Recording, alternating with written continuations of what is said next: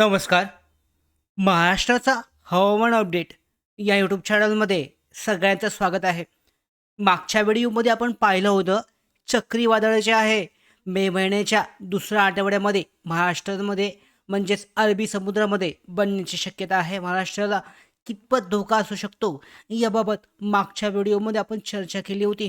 तर त्याच पद्धतीने आता जे जी-एफ-एस सिस्टीम आहे, आयकॉन आहे, त्याचबरोबर ECMWF आहे, यामध्ये जे मॉडेल आहेत यामध्ये वादळाबाबतचं लो प्रेशर सिस्टीम आहे या पद्धतीने दाखवायला लागलेली आहेत. मात्र पाहू शकता तुमच्या समोर स्क्रीनवर जो मॅप दिसतोय 7 तारखेच्या आसपास जो कमी दाबाचा पट्टा यामध्ये कर्नाटकच्या सीमेवर म्हणजे कर्नाटकच्या किनारपट्टीवर तयार होतोय. मात्र आता सध्याच्या स्थितीनुसार हा कर्नाटकच्या सीमेमधून आतमध्ये जाताना दाखवतोय. पावसाची स्थितीसुद्धा दिसते. वाऱ्याचा वेगसुद्धा तुम्ही या ठिकाणी चेक करू शकता. वाइंड स्पीड जो आहे तो सुद्धा या ठिकाणी दाखवेल तो जास्त आहे. सध्याचा हा ट्रॅकनुसार हा कर्नाटकच्या सीमेमधून तिकडे धडकून आतमध्ये जाण्याची शक्यता दर्शवले. मात्र हा ट्रॅकमध्ये पुन्हा बदल होऊ शकतो. तो आपल्या यामध्ये महाराष्ट्राच्या दिशेकडे वळू शकतो किंवा अरबी समुद्रामध्येच संपू शकतो. सध्या हा कमी दाबाचा पट्टा आहे.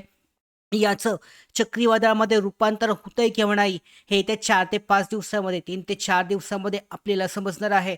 सध्याची स्थिती हे दर्शवते. त्याच्यानंतरनं पुढच्या तारखेनुसार हे चक्रीवादळ जे आहे चक्रीवादळ बनत नाहीये. फक्त कमी दाबाचा पट्टा 7 आणि 8 तारखेपर्यंत हा संपुष्टात येतोय. मात्र पुढे कशा पद्धतीने स्थिती होते हे बघणं महत्त्वाचं ठरणार आहे. कारण यामध्ये पुन्हा बदल होऊ शकतो आणि हा जो ट्रॅक आहे हा वरच्या भागामध्ये कोकण किनारपट्टी, मुंबई त्याचबरोबर गुजरातकडे सुद्धा वळू शकतो आणि असं जर झालं तर यावेळेला त्याचं तीव्र असं चक्रीवादळामध्ये रूपांतर होऊ शकतं. तर याच्या अपडेट आपण पुढे सुद्धा देणार आहोत. कशा पद्धतीने हा ट्रॅक बदलतोय, काय स्थिती बनते, त्याचबरोबर बंगालच्या उपसागरामध्ये सुद्धा चक्रीवादळाची स्थिती ही बनणार आहे. याबाबत सुद्धा आपण व्हिडिओ महत्त्वाची माहिती तुमच्यासमोर तुमच्यापर्यंत पोहोचवणार आहोत. सध्या आपण उद्याचं म्हणजे 30 एप्रिलचं जे हवामान आहे हे कसं असेल याबाबत आजच्या व्हिडिओमध्ये जाणून घेऊयात. 30 एप्रिलसाठी पावसाची शक्यता कुठे आहे, हवामान कसे असेल, ढगाळ हवामान कोणत्या ठिकाणी आहे याबाबतची माहिती आजच्या व्हिडिओमध्ये जाणून घेऊयात. तत्पूर्वी सगळ्यात पहिल्यांदा आजचं जे तापमान होतं विक्रमी तापमान कोणकोणत्या ठिकाणी कसं होतं तर हे जाणून घेऊयात. आजच्या तापमानाची स्थिती कशी होती तर महाराष्ट्रामध्ये 29 एप्रिल 2026चं जे तापमान आहे राज्यामध्ये उष्णतेच्या लाटेपासून काही प्रमाणामध्ये दिलासा मिळालेला दिसून येत आहे. बहुतेक ठिकाणी तापमानामध्ये घट झालेली दिसून येते. विदर्भामध्ये चंद्रपूरमध्ये सर्वाधिक 45 डिग्री सेल्सिअस तापमान नोंदवलं गेलं आणि इतर ठिकाणी 41 ते 44 दरम्यान हे तापमान होतं.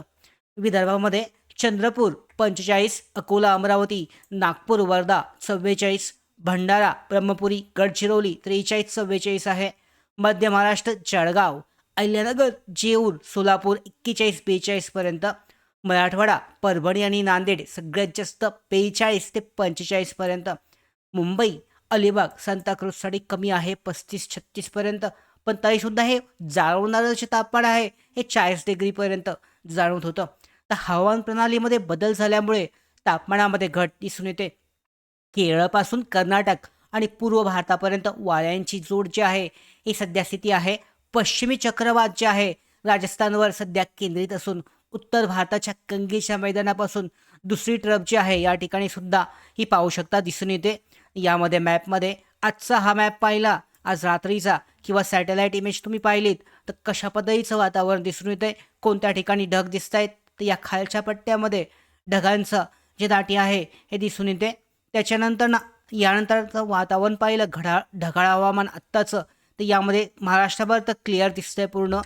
त्याच्यानंतर जर पाहिलं दक्षिण उत्तर पश्चिम आणि उत्तर पूर्व भारतामध्ये तापमान पडून म्हणजे पाऊस पडून तापमान जे आहे हे कमी झालेलं आहे. महाराष्ट्रामध्ये सध्या अँटी सायक्लोनिक जो सर्क्युलेशन आहे उच्च दाब हाय प्रेशर सिस्टीम हे सध्या ॲक्टिवेट असल्या कारणामुळे पावसाची शक्यता कमी झाली असून हे कुंकवत असून अरबी समुद्रातून येणारे वेगवान वारे जे आहे हे सध्या येत आहेत आणि ज्यामुळे तापमान हे सध्या कमी व्हायला सुरुवात झाले. आता 30 एप्रिलला उद्याचं तापमान कसं असेल तर उद्याचा तापमानाचा अंदाज पाहिला तर तापमान पूर्व भागामध्ये आत्ता जसं आहे तसंच जास्त राहील तर पश्चिम कोकणामध्ये कमी होईल. आपण सॅटेलाईट इमेज पाहिली त्यानुसार विदर्भ आणि मध्य महाराष्ट्रामध्ये ढगाळ हवामान उद्यासुद्धा हे दिसून येते. मात्र हे ढग जे आहे या संध्याकाळचे ढग जर तुम्ही पाहिले तर हे पावसाचे ढग नाही आहेत. त्यामुळे फक्त ढगाळ हवामान त्या ठिकाणी दिसून येईल. उत्तर कर्नाटक आणि तेलंगणामध्ये सुद्धा हे दिसून येत आहेत. तर यामध्ये उद्याचं तापमान जे आहे थोडंसं कमी येणार आहे. पूर्व विदर्भ 43-44 पर्यंत, उत्तर विदर्भामध्ये 42 ते 43, मराठवाडा मध्य मराठवाडा 40-42, पश्चिम महाराष्ट्र 38 ते 39 पर्यंत, कोकण किनारपट्टी 34 ते 36 पर्यंत आणि घाट विभाग जो आहे सगळ्यात कमी महाबळेश्वर 32 ते 34 पर्यंत. पावसाची शक्यता कुठे आहे तर पुढील 2 ते 3 दिवसामध्ये पूर्व विदर्भामध्ये म्हणजेच नागपूर, भंडारा, गोंदिया